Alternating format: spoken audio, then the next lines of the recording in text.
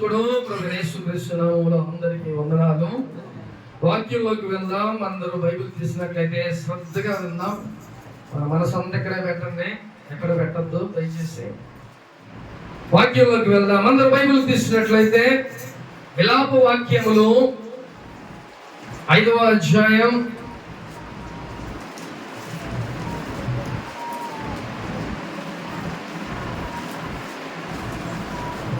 విలాప వాక్యములు 5వ అధ్యాయం యెహెజ్కేలు ముందు గ్రంథం. అది విలాప వాక్యములు 5వ అధ్యాయం 21వ వచనం ఒకసారి చదువుకుందాం.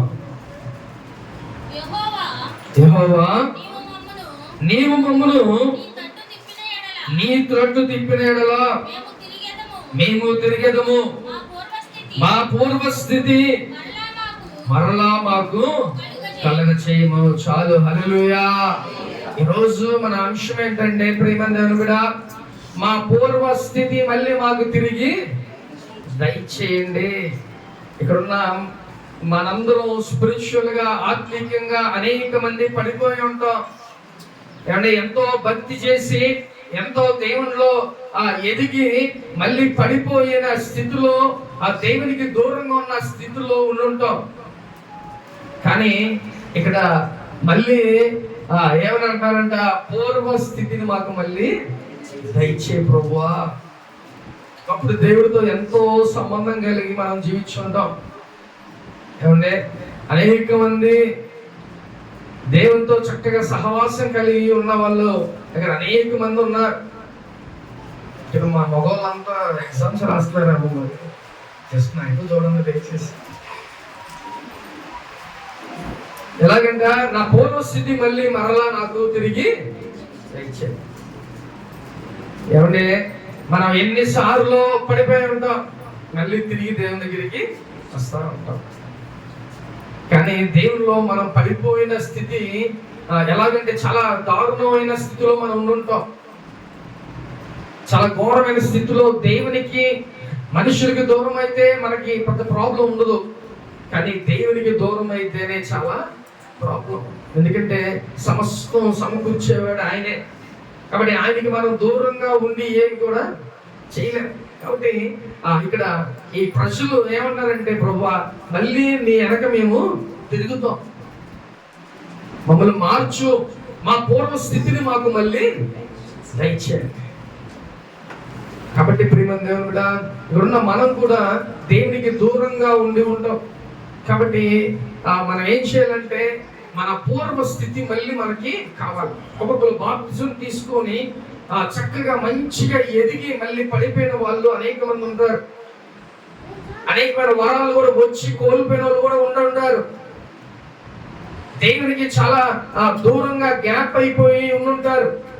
ఈరోజు నీ గురించే దేవుడు మాట్లాడుతున్నాడు. ప్రియమైన దేవుని బిడ్డ, నువ్వు మళ్ళీ తిరిగి దేవుని దగ్గరికి రావాలి. అలాగే నీ పూర్వ స్థితి మళ్ళీ నువ్వు పొందుకోవాలి.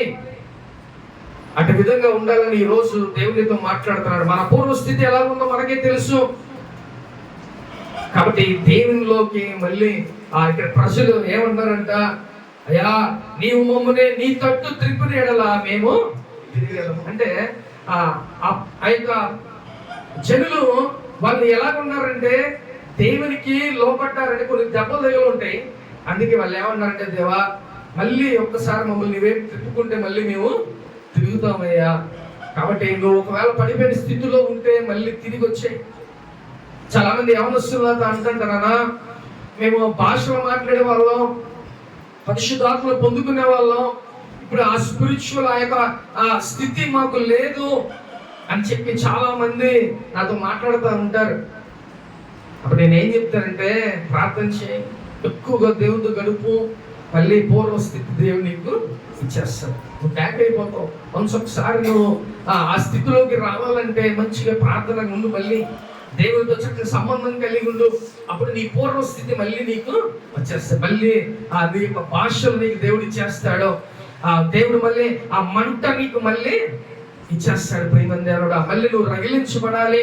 నిన్ను చూసి అనేక మంది మారాలి. ప్రియమైన దేవుడా, అందుకనే నీ మనసుకి నువ్వేమనిపించాలి, అయ్యా నాకు పూర్వస్థితి నాకు మళ్ళీ ఇచ్చే, నేను పడిపోయిన స్థితిలో ఉన్నా, దయచేసి నన్ను అలా ఉంచొద్దు, నన్ను దయచేసి ఇదివరకు పూర్వ స్థితిని నాకు దయచేయ అని నువ్వు ప్రార్థన చేసుకుంటే ప్రేమ దేవుడా, దేవుడు మళ్ళీ నీకు పూర్వ వైభవాన్ని దేవుడు అనుగ్రహిస్తాడు. హల్లెలూయా.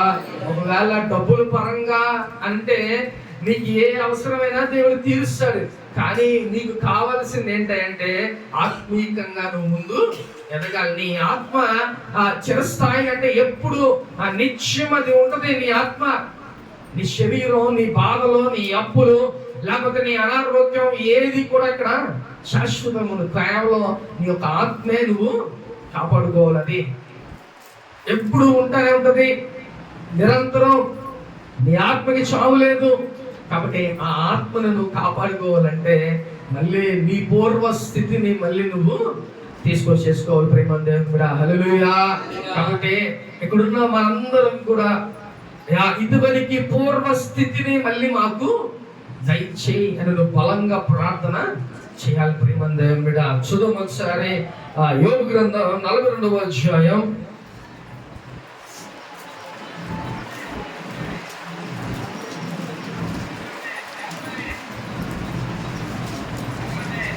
42వ అధ్యాయం 10వ వచనం ఒకసారి చదువుకుందామా. మరియు యోబు తన స్నేహితుల నిమిత్తము ప్రార్థన చేయనప్పుడు యెహోవా అతని క్షేమస్థితిని మరలా అతనికి దయచేశాడు. మరియు యోబునకు పూర్వం కలిగిన దానికంటే రెండింతలు అధికముగా యెహోవా అతనికి దయచేశాడు. చాలు. హల్లెలూయా. ఇక్కడ యోబు కంట పూర్వ స్థితిని మళ్ళీ దేవుడు అది ఫైనాన్షియల్ గా అవ్వచ్చు, అలా ఆత్మీయంగా రెండు విధాల దేవుడు తన యొక్క పూర్వ స్థితిని మళ్ళీ దేవుడు ఆయనకి ఇచ్చేసాడు ప్రేమందని కూడా. కాబట్టి ఇక్కడ యోబు కూడా ఏం కోరుకుంటున్నాడు, ఆయన పడిపోయి కూడా ప్రభు నాకు మళ్ళీ పూర్వస్థితి ఇవ్వు అని ధనం గురించి, డబ్బుల గురించి ఆయన అడగట్లా. నేను మళ్ళీ పూర్వస్థితి రీబ్యాక్ అయిపోవాలి, నేను మంచిగా ఆత్మీయంగా. ఆయన ఎలా ప్రార్థన చేసేవాడంట, తన పిల్లల కోసం తెల్లవారుజామున లెగిసి చక్కగా ప్రార్థన చేసేవాడంట. తన పిల్లలు ఎక్కడైనా పాపం చేశారేమో అని ప్రార్థన చేసుకునేవాడంట, తెల్లవారు లెగిసి. అంత భక్తిపరుడు. కాబట్టి ఆ భక్తి ఇదివరకు స్థితి, ఆ భక్తిని మళ్ళీ నాకు తిరిగి ఇచ్చే ప్రభువా, ఆ పూర్వస్థితి నాకు ఇచ్చే అని చెప్పి అడుగుతున్నాడు. కాబట్టి ఇక్కడున్న మనం కూడా నీ పూర్వస్థితి, నువ్వు ఇదివరకు ఉన్న నీ ఆత్మీయ స్థితి ఎలాగున్నావో అటు స్థితిలోకి నువ్వు వచ్చేసేయాలి. అలా వచ్చేస్తే చక్కగా దేవునిలో మనం సంతోషించవచ్చు, ఆనందించవచ్చు. దేవుడు ఎన్నో కార్యాలు మన జీవితంలో దేవుడు చేస్తూ ఉంటాడు ప్రేమంగా. కాబట్టి దేవునికి దూరంగా ఉండొద్దు. ఎందుకంటే మనందరి జీవితాల్లో ఎన్నో కార్యాలు దేవుడు చేశాడు, వాటిని మర్చిపోవద్దు ప్రేమంగా. అంటే కీర్తనకారుడు అంటాడు, నా ప్రాణమా యెహోవాను సన్నిధించుము, ఆయన చేసిన ఉపకారాలు దేన్ని కూడా అదేది కూడా దేవుడు మనం చేసిన జీవితంలో ఆ కార్యాలు మనం మర్చిపోకూడదు. ఎన్నో ఆపదలు, ఎన్నో నిందలు, వాటన్నిటి నుంచి దేవుడు మనల్ని విడిపించాడు, మనల్ని ముందుకి మూవ్ చేస్తున్నాడు, మనల్ని నడిపిస్తున్నాడు దేవుడు. అంత గొప్ప దేవుడు. మన స్థిరంగా అక్కడ ఆగిపోయేలాగా, అయ్యో నేను ఏం చేయాలా, నా పరిస్థితి ఇది ఆగిపోయింది అనే స్థితిలో మనల్ని ఉంచలా. నీకు బాధలు ఉన్నా కూడా నేను దేవుడు ఇంకా ముందుకి ఎంత గొప్ప దేవుడు అండి. కాబట్టి అలాంటి దేవుణ్ణి మనం వదులుకొని ఈ లోకంలో పడిపోతే చాలా దారుణంగా ఉంటుంది.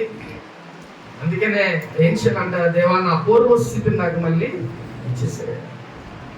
యోబు అటు స్థితిలో ఆయన అడుగుతున్నాడు. కాబట్టి బైబిల్ గ్రంథంలో మళ్ళీ నా పూర్వ స్థితిని నాకు ఇవ్వా ప్రభువా అని అడిగిన వ్యక్తి ఎవరున్నారండి? మనకేమో తెలుసా?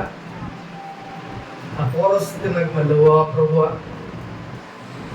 బైబిల్ గ్రంథంలో సంసోను ఆయన బలమంతా పోయినప్పుడు, తన స్పిరిచువల్ అంతా ఆయన దిగజారిపోయి దేవుళ్ళు మొత్తం పోగొట్టుకున్న తర్వాత, ఆయన బలమంతా పోయిన తర్వాత, తన ధనం లేకపోతే బంధువులు అన్నీ పోయి మహాకర క్షణంలో ఏమడుగుతున్నాడంట, దేవా నా పూర్వస్థితి నాకు ఇచ్చే, నా బలాన్ని నాకు ఇచ్చే అని చెప్పి ఆయన అడుగుతున్నాడు. ఆయన ఏ స్థితిలో అడుగుతున్నాడో తెలుసా? చూద్దాం ఒకసారి. న్యాయాధిపతుల గ్రంథం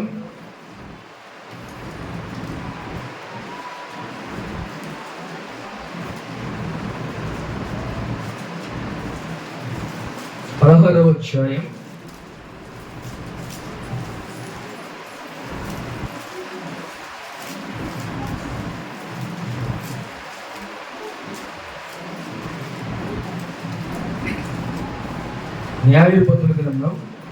16వ అధ్యాయం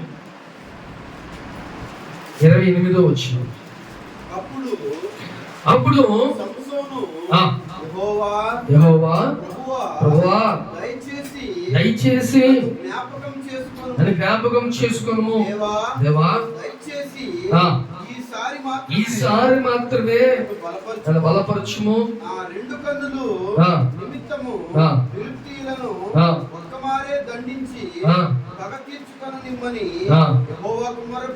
చాలు చాలు, హల్లెలూయా. అది ఏ స్థితిలో దేవుని అడుగుతున్నా తెలుసా? సర్వం కోల్పోయినప్పుడు, ఆయన్ని బంధించినప్పుడు, ఇంక ఆఖరికి తన కళ్ళు కూడా పోగొట్టుకున్న సమయంలో ఏమడుతున్నాడు? ప్రభువా ఒక్క ఛాన్స్ నాకు ఇవ్వా, మళ్ళీ నేను ఇంతవరకు స్థితికి నేను వచ్చేస్తా, ఇదివరకు ఆ ఆత్మ నేను పొందుకుంటా, ఇదివరకు భక్తిలో నేను ఉంటా అని చెప్పి ఆ దేవుణ్ణి బతిమలాడుకుంటున్నాడు. అయ్యా ప్రభువా, ఏ స్థితిలో ఆయన్ని కట్టేసి ఆయనకి కళ్ళు లేని స్థితిలో ఆయన దేవుని బతిమలాడుకున్నాడు. ప్రభువా ఇదివరకు స్థితి నాకు ఇవ్వవా, ప్రభువా ఇదివరకు బలాన్ని నాకు ఇవ్వవా, ఆ బలం ఉంటే ఈ ఫిలిస్తీన్లందరూ నేను ఒక్కసారి చంపేస్తాను అందరినీ, కాబట్టి ఒక్కసారి నాకు తిరిగి నా బలం నాకు ఇవ్వు ప్రభువా అని చెప్పి ఆయన ఏం చేస్తాడంట? ఆఖరి క్షణంలో ఆయన అడుగుతాడు. కాబట్టి ఈరోజు నువ్వు కూడా ఆఖరి క్షణం వరకు కూడా అడగకుండా మాకు దేవుణ్ణి. నీ ఆఖరి స్థితికి వెళ్ళిపోయిన తర్వాత అడిగితే ప్రయోజనం ఉండదు. ప్రియమైన దేవుని బిడ్డ, దేవుడు అతను ఎంతగానో బలంగా వాడుకోవాలని ప్రత్యేకించి ఆయన్ని అంత బలం ఇచ్చి దేవుడు వాడుకుంటుంటే ఆయన ఏ స్థితికి వెళ్ళిపోయాడు తెలుసా? చాలా దారుణమైన పరిస్థితుల్లో ఆయన పడిపోయాడు. చాలా ఘోరమైన స్థితిలో ఆయన దేవుడు అంత బాధపడతాడండి. అయ్యో నా కోసం, నా ప్రజల కోసం ఆయన నేను పుట్టించానే, స్పెషల్గా ఆయన్ని ఇజ్రాయేల్ ప్రజల కోసం నేను పుట్టించా కదా, ఇంతగా దారుణంగా బ్రతుకుతున్నాడు ఏంటి అని చెప్పి ఎంత దేవుడు బాధపడుతున్నాడో కదా. మన పిల్లలు పాడైపోతే మనం సంతోషంగా ఉంటామా? మన పిల్లలు ఒకవేళ పాడైపోతే ఎంత బాధ ఉంటుందో మనకి, అది ఎవరికి చెప్పలేం. బయటికి బాగానే ఉంటాం కానీ లోపల ఎంత కృంగిపోతా ఉంటామో. కాబట్టి ప్రేమ కూడా నువ్వు కూడా అలా పాడైపోవటం దేవుడికి ఇష్టం లేదు. దేవుడు కూడా మనం చూసి బాధపడతా ఉంటాడు. దేవుడికి నువ్వు కావాలి. ప్రేమ కూడా నువ్వు దేవుడికి చాలా అవసరం.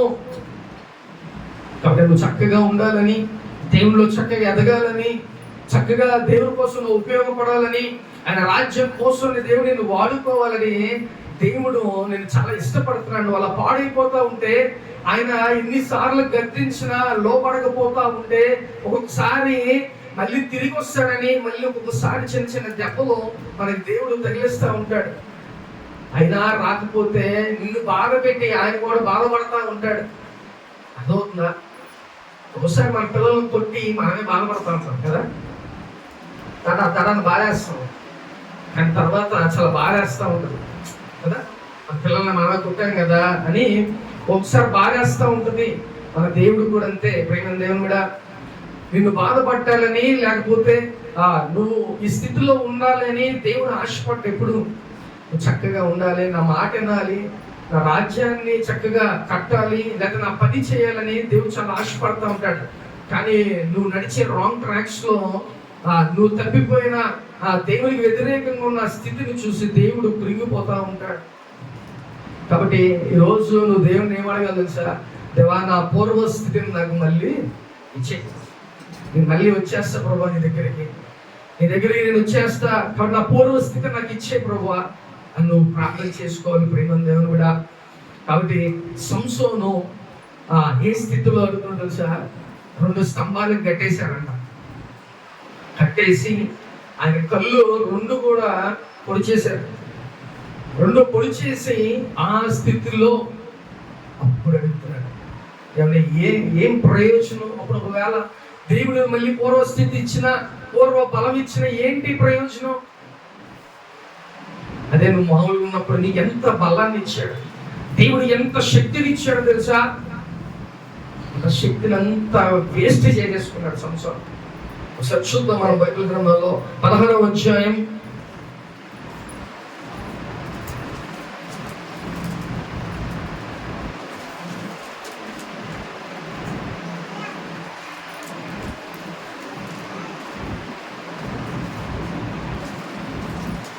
15వ అధ్యాయం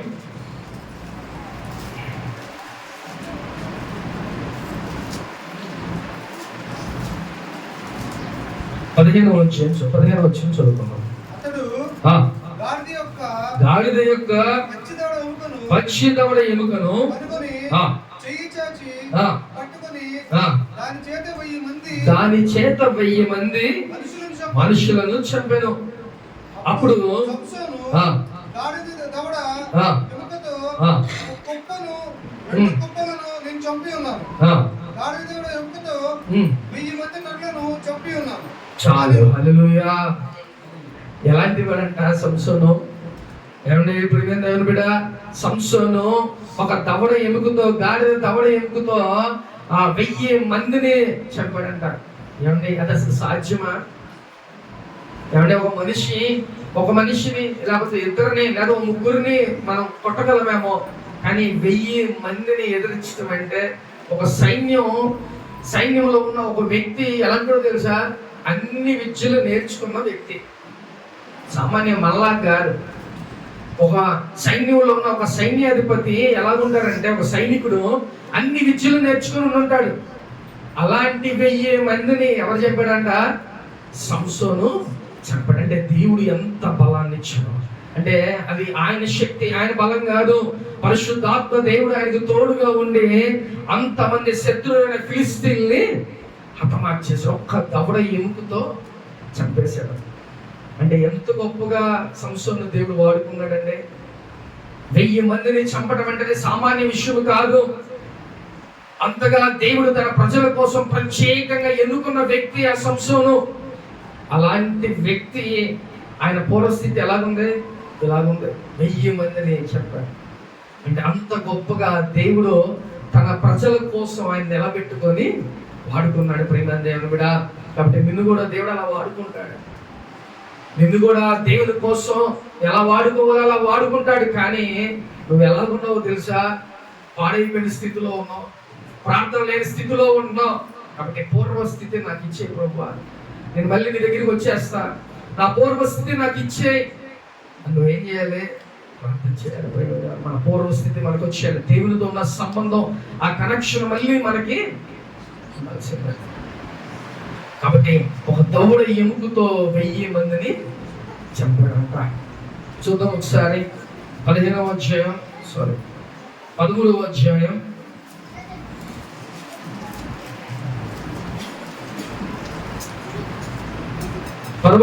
12 నుంచి చదువుకుందాం.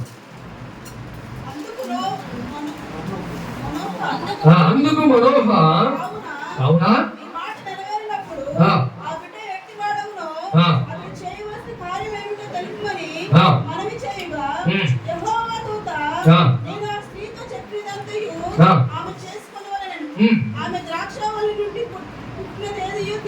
తినకూడదు, ఆమె ద్రాక్ష రసమునైనను రాజ్యమునైనను త్రాగకూడదు, నేను ఆమెకు ఆజ్ఞాపించినంతయు ఆమె చేసుకోవాలని మనోహతో చెప్పాను. చాలు, హల్లెలూయా. మనోహ ఎవరంటే సంసోను యొక్క తల్లి. సంసోను యొక్క తల్లి ఆవిడ. అయితే ఆమె ఎవరంట? ఒక గొడ్రాలంట. పిల్లలు లేరు వాళ్ళకి. వింటున్నారంతా? ఆమెకి పిల్లలు లేరు, ఒక గొడ్రాలు ఆవిడ. అయితే ఎంతగానో ప్రార్థన చేయగా దేవుడు కొన్ని సంవత్సరాలకి దేవుడిని ఎవరిని ఇచ్చాడు తెలుసా? సంసోన్ని ఇచ్చాడు. ఈరోజు ప్రేమ దేవుడ, బైబిల్ గ్రంథంలో నువ్వు ఎక్కడ మీరు చూసినా లేటుగా పుట్టిన పిల్లలందరూ కూడా దేవుడు వాడుకున్నారు గొప్పగా. సమూయేలు, అలాగే సంసోను, ఇంకా అనేక మందిని కూడా, యోహాను, బాప్తిసమిచ్చే యోహాను, వీళ్ళందరూ కూడా లేటుగా పుట్టిన వాళ్ళే. వాళ్ళందరూ దేవుడు ఎలా వాడుకున్నాడంట? గొప్పగా దేవుడు వాడుకున్నాడు. కాబట్టి ఈరోజు మన సంఘంలో ఒకవేళ బిడ్డలు ఎవరైనా లేకపోతే బాధపడాల్సిన అవసరం లేదు. లేట్గా అయినా దేవుడు మంచి వ్యక్తుల్ని, మంచి పిల్లల్ని దేవుడు అనుగ్రహిస్తారు. ఆమె చెప్తామా? కాబట్టి ప్రియమైన దేవుడు ఆ సంసోన్ని ఆయన తన తల్లికి గర్భంలో రాకముందే దేవుడు ఏం చెప్పాడు తెలుసా? ద్రాక్ష రసమునైనను దానికి సంబంధించిన ఏది కూడా మీరు ముట్టుకోకూడదు. అంటే తన బిడ్డకి సంసోనికి అసలు దాన్ని జోలికి వెళ్ళకూడదు, తాగకూడదు, లేకపోతే అపవిత్రమైన ఏది కూడా ఆ పిల్లవాడికి టచ్ అవ్వకూడదు. కాబట్టి ఈ విషయాలన్నీ తల్లిగా నీకు చెప్తున్నా, ఎందుకంటే నువ్వు అలా పెంచాలి, నువ్వు అలా పెంచి నా కోసం నువ్వు నిలబెట్టాలి అని ఆ వ్యక్తితో ఎవరు చెప్పారు? దేవదూత వచ్చి ఆయనతో చెప్పారు. కాబట్టి ఇప్పుడు సంసోను ఎలాంటి వాడంట? ప్రత్యేకమైన వాడు. బైబిల్లో అందరూ పుట్టారు, కానీ కొంతమందికి స్పెషల్గా వచ్చి నాజీరు చేయబడి మంచిగా ఆ దేవుడు ఆ సంసోను గురించి ప్రత్యేకంగా చెప్పాడు. అంటే కొంతమంది స్పెషల్ పర్సన్స్ గురించే ఆ ప్రత్యేకంగా, అంటే ఇలా పెంచాలి అనేది మెన్షన్ చేశారు. ఇక్కడ సంసోను కూడా ఏం చేశారు? తన తల్లికి ఎవరైనా చెప్పారు, తాగకూడదు, లేకపోతే అపవిత్రమైన ఏవి కూడా అతనికి దగ్గర ఉండకూడదు. ఈ విషయాలన్నీ చెప్పారు. కాబట్టి ప్రేమ దేవుడా ఇప్పుడు మంచిగా సంసోన్ని చక్కగా పెంచింది తల్లి, మంచిగా స్పెషల్గా అంత చక్కగా పెంచింది. అంటే ఇక్కడ సంసోన్ ఎలాంటి వాడు? ఒక ప్రత్యేకమైన వాడు, ఒక గొప్ప దేవుని దృష్టిలో ఒక ప్రత్యేకమైన వాడు. కాబట్టి ఆయన దేవుడు ఇలా ఉండాలంటే ప్రత్యేకంగా ఇంకొక మాట ఏం చెప్పారంటే తన తల వెంట్రుకలు ఒక్కటి కూడా కట్ చేయకూడదు. అదే అతనికి బలం. ఆ సీక్రెట్ తన తల్లికి చెప్పారు. తనకి సంసోనికి తప్ప ఇంకెవ్వరికి కూడా ఆ సీక్రెట్ అనేది తెలియదు. ఇప్పుడు సంసోనికి లాగా స్పెషల్గా మనలో కూడా దేవుడు నిర్మించాడు. మనందరూ కూడా స్పెషల్ పర్సన్స్. మనం ఒకరు చూసి కాపీ కొట్టుకుంటూ ఉంటాం. మనమంతా మనమే హీరోస్, మనమే దేవుడు మనల్ని స్పెషల్గానే చూస్తారు. మనం ఒకరిని చూసి కాపీ కొట్టుకోవసరలా. అందుకనే మనం కూడా ఒక స్పెషల్ పర్సన్స్ దేవునికి. మరి నువ్వు దేవుని కోసం ఎలా ఉన్నావు ఒకసారి జ్ఞాపకం చేసుకో. ప్రేమ దేవుని కూడా మన తల్లిదండ్రులు మంచిగా ప్రార్థన పరులు, మన తల్లిదండ్రులు మంచి భక్తి చేశారు, మనమేమో చెడు మార్గాల్లో తిరుగుతూ ఉంటే ఎలా ఉంటుంది? నన్ను ఒక్కసారి ఎప్పుడైనా ఆలోచించారా? ఎప్పుడైనా కూర్చొని నీకు నువ్వుగా ఆలోచించుకొని నా స్థితి ఏంటి, నేను అలా ఎందుకు అయిపోయా? అమ్మా తిరిగి కూర్చొని నా పూర్వ స్థితిని నాకు ఇవ్వు అని నువ్వు ఎప్పుడైనా ఆలోచించుకున్నావా? ప్రేమ దేవుడా ఒకసారి జ్ఞాపకం చేసుకో. సంసోన్ని ప్రత్యేకంగా దేవుడు తన తల్లికి ఇచ్చాడు. కొన్ని సంవత్సరాల తర్వాత దేవుడు ఆమెకి ఇచ్చాడు. కాబట్టి స్పెషల్గా ఆమెని పెంచమని మరి చెప్పాడు. కాబట్టి దేవుడు నిన్ను కూడా స్పెషల్గానే దేవుడు చూస్తున్నాడు. కాబట్టి నువ్వు కూడా చక్కగా దేవునికి ఒక స్పెషల్ పర్సన్వే. కాబట్టి నువ్వు కూడా దేవుడికి కావాలి. నీ తల్లిదండ్రుల ప్రార్థన వృధా అవ్వకూడదు. నువ్వు ఇక్కడ కూర్చున్నావంటే నీ ఇంట్లో నువ్వు ఎక్కడ చూసుకో, ఏ మూల ఎక్కడో చోట ఒక ప్రార్థన పరులు ఉంటారు కదా, అందుకనే నువ్వు ఇక్కడ కూర్చోగలిగావు. కాబట్టి ఆ స్థితిని ఒకసారి జ్ఞాపకం చేసుకో. నీ కుటుంబం నిలబడాలంటే నువ్వు ప్రార్థన పరురాలుగా ఉండాలి. నీ కుటుంబం నిలబడాలంటే ఒక ప్రార్థన పరుడుగా నువ్వు ఉండాలి. అలా ఉంటే నీ కుటుంబం బాగుపడుద్ది. చక్కగా అందరూ దేవుడిలో ఉంటారు. ప్రేమ దేవుని బిడ్డ. కాబట్టి ఇక్కడ సంసోన్ని ప్రత్యేకంగా పెంచాడు. అయితే ఆయన ఎంత బలాజ్యుడంట, 1000 మందిని చంపాడు. 1000 మందిని ఒక దవడ ఎముకతో, గాడిద యొక్క దవడ ఎముకతో 1000 మందిని చంపాడు.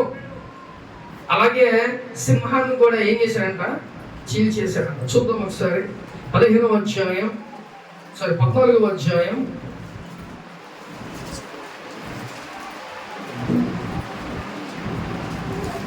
5-6 ఒకసారి చదువుదాం.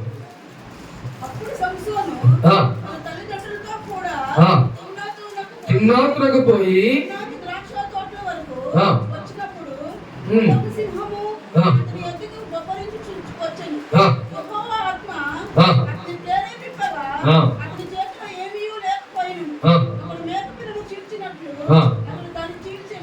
చాలు. హల్లెలూయా.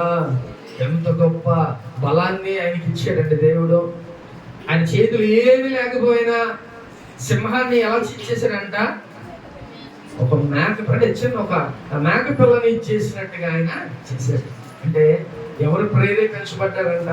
పరిశుద్ధాత్మ దేవుడు ఆయన్ని అంటే ఆయనకి ఎప్పుడు నిరంతరం ఎప్పుడు తోడుగా ఉన్నాడు పరిశుద్ధాత్మ దేవుడు. ఏది అయినా సరే ఆయన పరిశుద్ధాత్మ దేవుడు ఆయనకు బలాన్ని ఇచ్చి ఆయన్ని వాడుకున్నాడు. ఏది చేసినా పరిశుద్ధాత్మ దేవుడు ప్రేరేపణ చేస్తున్నాడు. నిన్ను కూడా దేవుడు ఎలా ప్రేరేపిస్తున్నాడు? తాగమని ప్రేరేపిస్తున్నాడా? నిన్ను కూడా తిరగమని ప్రేరేపిస్తున్నాడా? లేకపోతే నిన్ను కూడా దేవునికి దూరంగా వ్యతిరేకమైన పనులు చేయమని పరిశుద్ధాత్మ దేవుడు ప్రేరేపిస్తున్నాడా? జాగ్రత్త ప్రియమైన దేవుడా. పరిశుద్ధాత్మ దేవుడు ఎప్పుడు నువ్వు మంచిగా ఉండాలని నీలో ఉన్న పరిశుద్ధాత్మ దేవుడు ఎప్పుడు గద్దిస్తూ ఉంటాడు. నువ్వు చేసేది తప్పు అని నీకు తెలిసినా కూడా పరిశుద్ధాత్మ దేవుడు నేను ఒకసారి గద్దిస్తూ ఉంటాడు. ఈ గద్దింపునికి నువ్వు ఒకవేళ లోపడకపోయావా, నీకు పరిశుద్ధాత్మ దేవుడు ఏం చేస్తాడు? చెప్తాడు గద్దిస్తాడు. లేకపోతే ఆయన ఏమంటాడు? సైలెంట్ అయిపోతాడు. పరిశుద్ధాత్మ దేవుడు మాట్లాడతాడు, సైలెంట్ అయిపోతాడు. ఎందుకంటే ఆయన నీకు ఒక ఫ్రీడమ్ ఇచ్చాడు. నీకు ఒక అంటే నువ్వు తప్పు చేయలేకపోతే దేవుడిలో ఉన్న ఆ ఫ్రీడమ్ నీకే ఇచ్చేసాడు. కానీ నువ్వు తప్పు చేసేటప్పుడు మరి చాలా బాధపడతా ఉంటాడు. ఒకసారి జ్ఞాపకం చేసుకో ప్రేమ దేవుడు కూడా. పరిశుద్ధాత్మ దేవుడు ఇక్కడ సంసోన్ని ఎలాగైతే ప్రేరేపిస్తున్నాడో, ఆయన మొట్టమొదటి నుంచి ఆయనకి జ్ఞానం వచ్చిన కాడి నుంచి పరిశుద్ధాత్మ దేవుడు ఆయన్ని ప్రేరేపించడం మొదలు పెట్టాడంట. అలాగే ప్రతి విషయంలో కూడా పరిశుద్ధాత్మ దేవుడు ప్రేరేపించడం బట్టి ఆయన అన్ని కార్యాలు చేసుకుంటూ వచ్చాడు. కాబట్టి నువ్వు కూడా ఆ స్థితిలో ఉండి ఎంత బాగుంటుందండి. నువ్వు పరిశుద్ధాత్మ దేవుడు నిన్ను ఎప్పుడూ అంటి పెట్టుకొని నీ ప్రతి విషయంలో కూడా ఆయనే నీకు ప్రతిదీ గైడ్ చేస్తా వెళ్తే ఎంత బాగుంటుందండి. నీకు చక్కగా ఒక ఆశీర్వాదకరంగా దేవునికి ఆ గొప్పగా ఒక ఆశీర్వాదకరంగా నువ్వు ఉంటావు. కాబట్టి ఆ స్థితిలోకి మనం కూడా నువ్వు కూడా ఒక స్పెషల్ పర్సన్వే దేవునికి. కాబట్టి నువ్వేం ప్రార్థన చేయాలి? పరిశుద్ధాత్మ దేవా నాకు ఎప్పుడు తోడుగా ఉండయా, నన్ను నడిపించు, నన్ను గైడ్ చేయి, నన్ను లీడ్ చేయి అని నువ్వు అడిగితే దేవుడు నీతో ఎప్పుడు ఉంటాడు, నీతో మాట్లాడతాడు. కానీ నీ పూర్వస్థితి నీ కోల్పోతే ఎలా ఉంటాడు పరిశుద్ధాత్మ దేవుడు నీతో? ఒకసారి జ్ఞాపకం చేసుకో ప్రియమైన దేవుడుగా. ఇక్కడ సంసోను ఏమేం చేశాడంట? 1000 మందిని ఫిలిస్తీన్లు చంపాడు. అలాగే సింహాన్ని రెండుగా ఒక మేక పిల్లని చీల్చినట్టుగా చీల్చేశాడు సింహాన్ని. ఇంత గొప్ప శక్తినిచ్చిన సంసోను ఎక్కడ పడిపోయాడంట? ఒక స్త్రీ దగ్గర, దలీలా అనే ఒక స్త్రీ దగ్గర ఏమైపోయాడంట? ఎప్పుడైతే ఏమని చూసాడో ఇక తన తల్లిదండ్రులు వదిలేసి కూడా ఆ దలీలా దగ్గరే అంటే ఎంత శక్తినిచ్చి దేవుడు ఒక స్పెషల్ అనాయింటింగ్ ఇచ్చి పరిశుద్ధాత్మ దేవుడు నీకు ప్రేరేపించి నీతో పాటు ఉండి నిన్ను లీడ్ చేస్తున్నాడే. నువ్వు చేసే పనులు ఇయ్యా ఆ దలీలా దగ్గర ఉంటే అప్పుడు ఫిలిస్తీన్లు ఏం చేశారో తెలుసా? శత్రువులు ఎప్పుడు గుర్తుపెట్టుకోండి, మనల్ని ఎప్పుడు అని చేయాలా అని చూస్తాడు. అర్థమవుతుందా? వీడు ఎక్కడ మైనస్ పాయింట్ ఉందా అది ఎదుగుతాడు. నీ ప్లస్లు ఎవరికి అవసరం. అర్థమవుతుందా? నువ్వు సూపర్, నువ్వు డూపర్ ఈ కాదు. వాళ్ళకి ఏం కావాలి తెలుసా? నీ మైనస్లు కావాలి. నీకు ఏ బలహీనత ఉందో ఆ బలహీనతను పట్టుకొని నీకు దెబ్బ కొడతాడు. అర్థమవుతుందా? కాబట్టి మన శత్రువు ఎవరు? సాతాను. ఈ శత్రువు సాతాను ఏం చేస్తారో తెలుసా? నువ్వు ఎటు వెళ్తున్నావా, ఏం చేస్తున్నావా, అసలు నీ బలహీనత ఏంటా అనేది వాడు పట్టుకుంటాడు. గుర్తుపెట్టుకోండి ప్రేమ దేవుని కూడా. సాతాను గాడు ఎప్పుడు నీ బలహీనతలు ఏంటో చూస్తూ ఉంటాడు. నీ బలహీనతలే పద్దాకలు రేపుతూ ఉంటాడు. కాబట్టి జాగ్రత్త. కొంతమందికి ఏమైంది, మనం వెళ్ళే దారిలో ఏమన్నా మనకి బార్ షాప్ కనబడిందా అంటే అయిపోయిందంటే లాగుతా ఉంటుంది. అది లాగటం అంటే అది మనకు లాగటం కాదు, సాతాను గాడు మనల్ని లాగేస్తున్నాడు. ఈ బలహీనత అది. ఈ బలహీనత మీద దెబ్బ కొట్టామనుకో పడిపోతాడు. నువ్వు ఒకసారి తప్పు చేసిన అంటే చిన్న పెద్ద తప్పేగా. ఆ బలహీనత. మనం ఉండి దేవుడిలో ఉండి ఒక్కసారిగా నువ్వు అలా ప్రేరేపించబడ్డావా, సాతానుడు ఏం చేస్తే తెలుసా, ఒక్కసారిగా నీ బలహీనతలను చూస్తాడు. నువ్వు బలహీనతలను ఏం చేయాలి, జయించాలి. నీకున్న బలహీనతలు ఏంటో నీకు తెలుసు, నీ బలహీనతలు ఏంటో నీకు తెలుసు కాబట్టి వాడిని జయించే శక్తిని కావాలి మనకి. అప్పుడు పరిశుద్ధాత్మ, ఆ ప్రభువా నాకు ఆ శక్తి నువ్వయ్యా, వాడిని జయించే శక్తి నాకు అనుగ్రహించు. నేను కూడా సేవలోకి స్టార్టింగ్ లో వచ్చినప్పుడు చాలా సాతానుడు చాలా ప్లాన్స్ వేసాడు, చాలా చేశాడు. మన లోపల మనకు తెలుసు మనం ఏంటో. ముందు నేను దేవుడు రాకముందే నా యొక్క బలహీనతలు ఏంటా అని చూసుకొని వాటన్నింటినీ జాగ్రత్తగా నేను చాలా వాటిని అవాయిడ్ చేయడానికి చాలా నేను ట్రై చేశాను. అప్పుడు సాతానుడు చాలాసార్లు దేవుళ్ళలో అసలు దేవుడు గొప్పగా వాడబడుతున్నప్పుడే వీడు ప్రేరేపణ, ఎప్పుడు ఎదురుపడిన వాళ్ళు ఎదురుపడతాం, ఎన్ని బోల్డ్ వాటి ట్రిక్స్ ఉపయోగిస్తూ ఉంటాడు. అర్థమవుతుందా? ఇవన్నీ మనం చాలా జ్ఞాపకం చేసుకోవాలి. ప్రేమ దేవుడు కూడా మనకున్న బలహీనతలు ఏంటో వాటి గురించి ఎక్కువ ఫస్ట్ మనం ప్రార్థన చేయాలి. వాటిని మనం మెల్లిమెల్లిగా చక్కగా దాని నుంచి మనం అవాయిడ్ చేసేసుకోవాలి.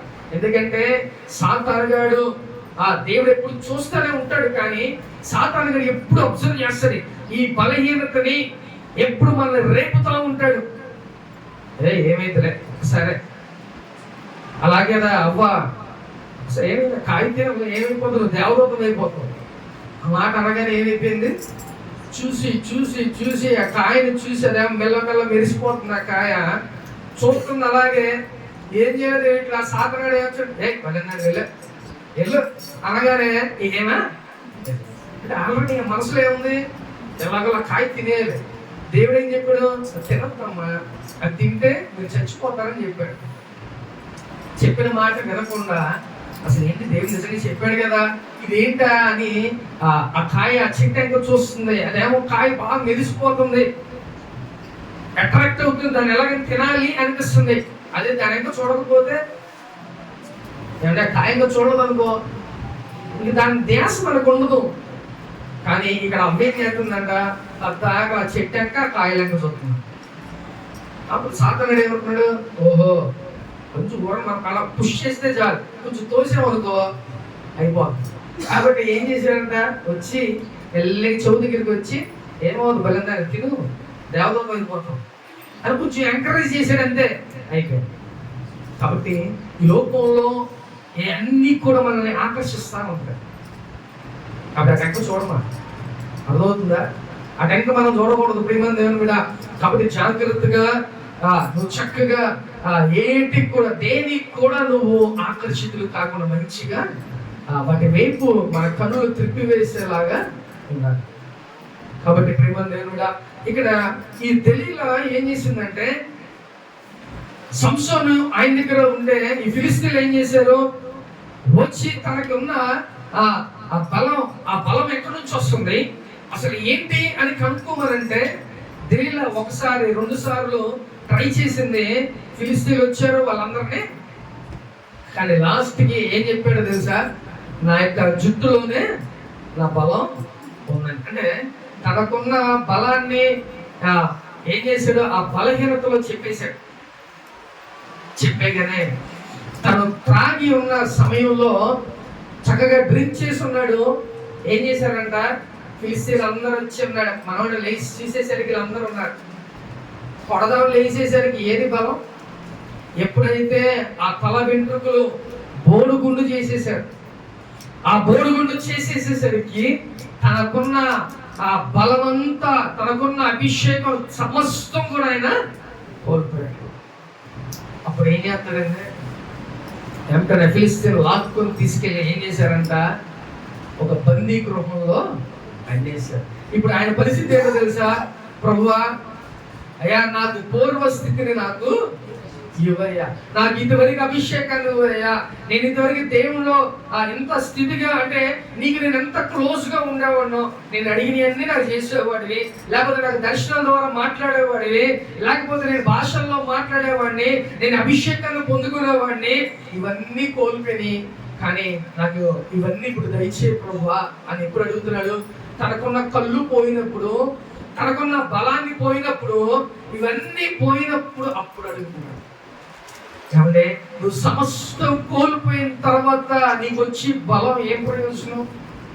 ఏమంటే ఒకసారి జ్ఞాపకం చేసుకోండి, నువ్వు బలంగా ఉన్నప్పుడే నువ్వు చక్కగా దేవునిలో ఆత్మీయ స్థితిలో నువ్వు గొప్పగా బలపడాలి. నీ కళ్ళు పోయిన తర్వాత, నీ బలం పోయిన తర్వాత నువ్వు అడిగి ప్రయోజనం ఏముంది? ఏం చేయగలవు నువ్వు? కానీ ఆయన ఏ స్థితిలో అడుగుతున్నాడంట? ఒక తిరగల గట్టంట చుట్టూరు దిగుతున్నాడు సంసోను. ఎలాంటి సంసోను? ఒక తిరగలని ఆయన తిప్పుతున్నాడు, కళ్ళు పోగొట్టుకొని. చూద్దాం ఒకసారి.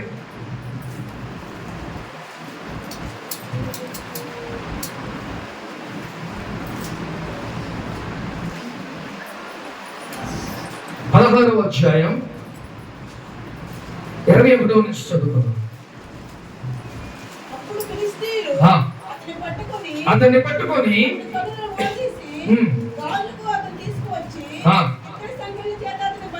బంధించిరే. అతడు బందీ గృహంలో